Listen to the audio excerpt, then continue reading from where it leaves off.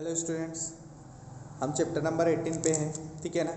यहाँ पर आपको दिया गया है, हमने लास्ट चैप्टर नंबर 17 पढ़ा था। उसमें दिया था कि जो टेली हैगा ERP 9 वो हम चैप्टर नंबर 19 पे पढ़ेंगे, पर वो मिसप्रिंट था, चैप्टर नंबर 18 हैगा। ठीक है ना। अब दिया है 1986 में श्याम सुंदर गोयनका और उनके पुत्र भारत श्याम सुंदर गोयनका को टेली सॉल्यूशन के नाम से जाना जाता था। ठीक है ना। जो एक कंपनी चला रहा था जो कि दक्षिणी और पूर्वी भारत के भागों और कपड़ा मिलों को कच्चे माल और मशीन भागों को आपूर्ति करता था। ठीक है।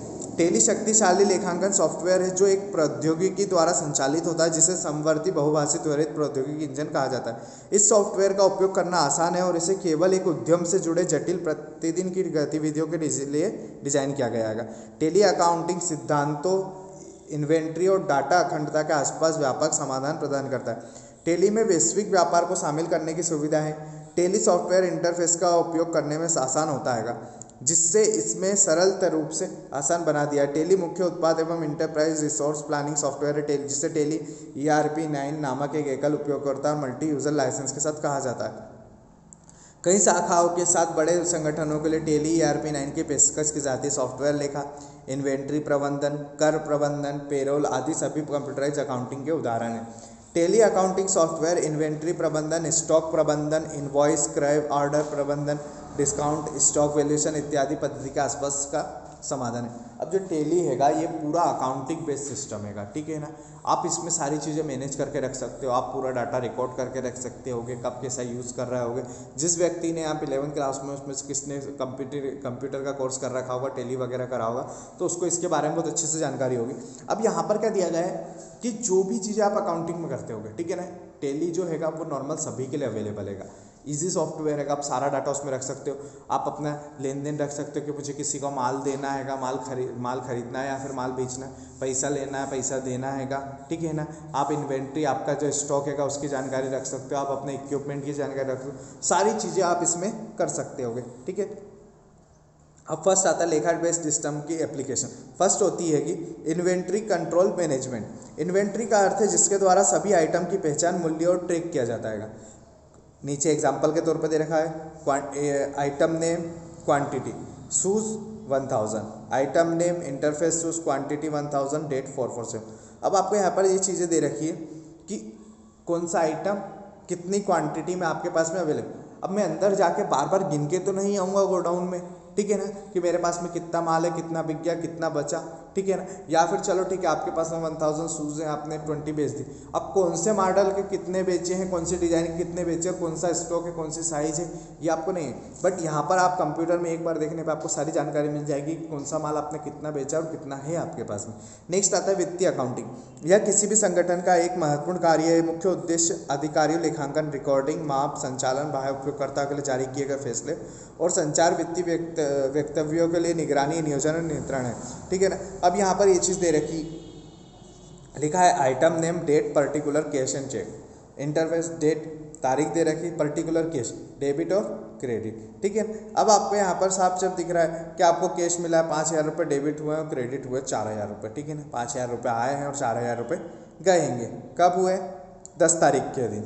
ठीक है ना। साफ साफ क्लियर लिखा है कि 5000 रुपये आए हैं और 4000 रुपये गए हैंगे। कैश या चेक दोनों हो सकता है, लेकिन यहाँ पर कैश दिया आएगा तो वो लिखा साफ। नेक्स्ट आ जाते हैं माइक्रोसॉफ्ट एक्सेस। माइक्रोसॉफ्ट से एक डाटाबेस मैनेजमेंट सिस्टम DBMS है जो कि relationship Microsoft jet database engine को ग्राफिकल यूजर इंटरफेस और सॉफ्टवेयर डेवलपमेंट टूल्स के साथ जोड़ती है। यह पेशेवर और उच्च संस्करणों में शामिल एप्लीकेशन के माइक्रोसॉफ्ट ऑफिस सूट का सदस्य है। रिलेशन डाटाबेस की तरह माइक्रोसॉफ्ट एक्सेस आपको भी संबंधित जानकारी आसानी से लिंक करने की अनुमति देता है। उदाहरण के लिए ग्राहक और ऑर्डर डेटा। हालांकि एक्सेस 2013 में अन्य डेटाबेस उत्पादकों को पूरक करता है क्योंकि इसमें कई शक्तिशाली कनेक्टिविटी। अब मेन चीज़ यहाँ पर आती है कि जो डाटाबेस माइक्रोसॉफ्ट एक्सेस होता है ये क्या करता है, दो लोगों को आपस में जोड़ के रखता है। अब यहाँ पर कोई इंसानों को जोड़ने की बात नहीं रखती, किसी एक चीज़ को दूसरे से जोड़ के रखना। ठीक है ना। जैसे कस्टमर रहेगा तो उससे जुड़ा हुआ क्या है, ऑर्डर रहेगा। ऑर्डर से जुड़ा हुआ क्या है, कस्टमर है। जैसे मुझे आज दिन भर में जितने ऑनलाइन ऑर्डर आएंगे, ठीक है, मैं कोई दुकान पे ऑनर हूँ, बैठा हूँ, मेरे पास ऑनलाइन ऑर्डर आ रहा है या फिर कोई ऑर्डर लिखवा के गया, मैंने कहाँ डाल दी, कंप्यूटर में डाल दी, ठीक है ना। अब मैं बार बार सबका ऑर्डर लिखते रहूँगा तो टाइम लग जाएगा, भैया ग्राहक लगे 10 एक कस्टमर खड़े सबका ऑर्डर, मैं तो बोलते गया मैं टाइप करके फटाफट कंप्यूटर में सिस्टम में अपलोड कर दी। अब इतने सारे चीज़ें शायद आप अगर आप कॉपी में लिख कर रखते तो शायद आपका पेज गुम जाता, ख़राब हो जाता कुछ लिखने में, बट यहाँ पर सारी चीज़ें अगर आप अकाउंट में डालोगे, अब सारा रिकॉर्ड आप सालों साल तो रख नहीं सकते होगे, ठीक है ना, कि भैया मैं 2 महीने पहले आपके वहाँ से जो सामान लेके गया था उसका मुझे बिल चाहिए, आपको कैसे भैया वो तो खत्म हो गया, हमें तो ये नहीं पता आप क्या क्या लेके गए थे, हमें तो ये नहीं पता कल कौन क्या लेके जाता। बट कंप्यूटर में आप नाम डालोगे क्या भैया शर्मा जी राम शर्मा इतना बिल लेके माल लेके गए थे इतनी तारीख, तो वो सारी चीज़ें उनका उतना डिटेल आ जाएगी, भैया उनका हिसाब इतना हैगा, वो इतना माल लेके गए थे, इतना पेमेंट देके गए थे, इतना रिमेनिंग था, ठीक है ना, इतना उसको ले जाने के वेजेस मजदूरी लगी थी, भाड़ा लगा था, या फिर बोल सकते डिलीवरी चार्जेस लगे थे। तो ये सारी जानकारी आपको नाम, एक चीज़ दूसरी चीज़ से कनेक्ट रहती है, वो क्या कहलाता है, DBMS कहलाता है, या फिर बोल सकते हैं माइक्रोसॉफ्ट एक्सेस के द्वारा ही इसको किया जाता है।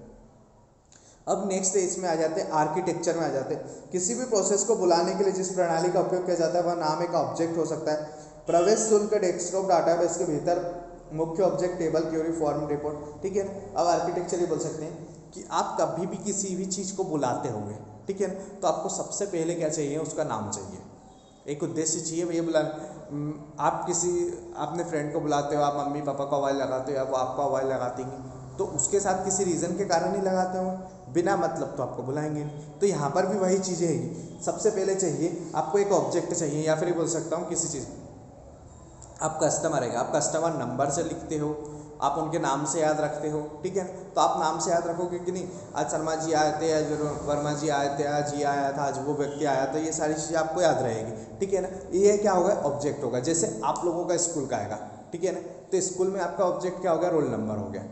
रोल नंबर से आप जब भी कंप्यूटर में, स्कूल के कंप्यूटर में सॉफ्टवेयर में रोल नंबर डाला जाएगा तो आपकी पूरी डिटेल उसमें ओपन हो जाएगी, ठीक है ना। आपका नाम, आपके पेरेंट्स का नाम, आपका एड्रेस, आपका मोबाइल नंबर, आपने कब कौन सी एग्ज़ाम दी थी, कौन से सन में आप पैदा हुए थे, ठीक है ना, कौन से गांव में हुए थे, कौन से शहर में, ये सारी जानकारी उस रोल नंबर के थ्रू हो जाएगी, क्योंकि उस रोल नंबर में क्या आएगा, आपकी पूरी आइडेंटिटी छुपा रखी। यही होता है हमारा चेक। नेक्स्ट आता है टेबल। टेबल एक ऑब्जेक्ट है जिसे डेटा को परिभाषित और संग्रहित करने के लिए उपयोग किया जाता है। जब आप नई टेबल बनाते हैं तो एक्सेस आपको फील्ड और परिभाषित करने के लिए कहता है, जिसे कॉलम हेडिंग भी कहते हैं, ठीक है। हम अभी आप लोगों ने लास्ट वीडियो में भी देखा होगा, या फिर पहले का अकाउंट, क्या हम अकाउंट बनाते हैं सबसे पहले हेडिंग लिखते हैं, ठीक है ना। हम कॉलम बनाते हैं तो सबसे पहले हेडिंग लिखते हैं ना, क्या आज हम जनरल एंट्री कर रहे हैं, ठीक है, हम कैश बुक बना रहे हैं विद डिस्काउंट कॉलम, तो ये सब क्या होगा, तालिका हो गई, टेबल हो गई। जब भी आपको टेबल बनाओगे तो उसकी हेडिंग लिखना जरूरी है कि भाई आप किस पर्पज से वो टेबल बना रहा हो, तो ये हो गई हमारी टेबल। नेक्स्ट आता है क्वेरी, एक ऑब्जेक्ट जो एक या अधिक टेबल से डेटा का एक सिस्टम दृश्य प्रदान करता है। क्वेरी एक या अधिक टेबलों से डेटा खोजने और संकलन का एक तरीका हैगा। अब जैसे बोल सकते हैं कि आपका डेटा हैगा एक टेबल में नहीं आ रहा, आपने अलग अलग टेबल बना रखी है, ठीक है। अब अलग अलग फॉर्म भरे, अलग अलग टेबल बना रखी है, लेकिन चाहिए पूरा डाटा एक साथ, हमें चाहिए पूरा डाटा हमें एक साथ, तो उसमें एक ऐसी चीज़ होगी जो एक फिक्स होगी, जो इसमें भी होगी और उसमें भी होगी, ठीक है। वो आपका रोल नंबर हो सकता है या फिर आपका नाम हो सकता है, कुछ भी हो सकता है। तो ये क्या क्वेरी हो गई, जिसकी वजह से आप 2 एप्लीकेशन, 2 सॉफ्टवेयर, 2 पेजों में से अपना डाटा एक साथ में ले सकते हैं। नेक्स्ट आया था फॉर्म। फॉर्म मुख्य रूप से डेटा इनपुट या प्रदर्शन करने या एप्लीकेशन निष्पादन के नियंत्रण के लिए डिजाइन किया गया डेस्कटॉप डेटाबेस में एक ऑब्जेक्ट है।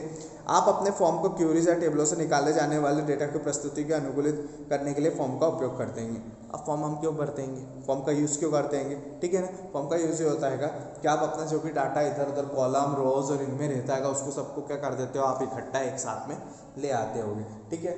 नेक्स्ट आता है रिपोर्ट। रिपोर्ट चयनित डेटा के स्वरूपण, गणना, छपाई और सारांश के लिए डिजाइन किए गए डेस्कटॉप डेटाबेस में एक ऑब्जेक्ट हैगा। अब क्या रहता हैगा, जो रिपोर्ट रहती हैगी, आप उसको नॉर्मली बात है, आप कॉलम हैगा, आपकी पूरी जानकारी हैगी, ठीक है। हम पूरी जानकारी रोल नंबर के थ्रू आपने निकाली, उसको प्रिंट आउट करता तो वो क्या बन जाएगी, आपके लिए एक रिपोर्ट बन जाएगी, ठीक है ना। नेक्स्ट आ जाता है मैक्रो, MS एक्सेस ऑब्जेक्ट में। यह ऑब्जेक्ट एक या अधिक कार्रवाइयों की एक संरचित परिभाषित है जो आप चाहते हैं किसी परिभाषित इवेंट के जवाब में प्रदर्शित करना है। एक एक्सेस मैक्रो कुछ काम करने के लिए एक स्क्रिप्ट है। उदाहरण के लिए एक बटन खोलने के लिए जो एक रिपोर्ट खोलता है, आप एक मैक्रो का उपयोग कर सकते हैं जो ओपनर प्रोपोर्ट कार्रवाई करेगा, ठीक है। अब यहाँ मैक्रो का मतलब बोल सकते हैं कि अगर आपको कोई सी चीज़ ओपन करनी, कोई फाइल ओपन करनी, कोई पेज ओपन करना है तो आपके लिए उसके लिए कुछ कीज़ होंगे, ठीक है ना, कुछ तो बटन दबाना पड़ेगा जिसकी वजह से वो ओपन होगा, तो वो क्या कहलाता है, आपको मैक्रो कहलाता है। नेक्स्ट आता है मॉड्यूल। मॉड्यूल डेस्कटॉप ऑब्जेक्ट में कस्टम ऑब्जेक्ट है जिसमें आप इसका उपयोग करते हुए कोड का उपयोग कर सकते हैं। मॉड्यूल क्रियाओं का एक अधिक असतत प्रवाह करते हैं और आपको त्रुटियों के छिपाने की अनुमति देते हैं, ठीक है ना। मॉड्यूल क्या करते हैं, डेस्कटॉप ऑब्जेक्ट में कस्टम ऑब्जेक्ट हैंगे, ठीक है, जो ऑब्जेक्ट होते हैं डेस्कटॉप में उसी के कस्टम ऑब्जेक्ट जिसमें आप इसका उपयोग करते हो कोड का उपयोग कर सकते हैं। आप नाम पता याद रखने से अच्छा कोड का यूज़ करो ना, ताकि आपको इजी पड़ेगा उस चीज़ को याद। नॉर्मली बात है, एक स्कूल में 6000 बच्चों के नाम तो जानते नहीं होंगे आप लोग, ठीक है, सबके कोड डाल दो आप, तो उससे क्या रहेगा, कोड नंबर से आपको पूरी डिटेल, जैसे रोल नंबर बनाए जाते हैं जब बोर्ड एग्जाम दी जाती है तो पूरी रोल नंबर से ही आपका, क्योंकि अगर एमपी की बात कर लेते तो लाखों स्टूडेंट एक बार में एग्जाम देते हैं, कौन कौन सा सब्जेक्ट का ले रखा है, किसने क्या कर रखा है, अगर उसकी एग्जाम कब है, तो सारी जानकारी कहाँ रहती है, उस रोल में। ये हो गया मॉडल।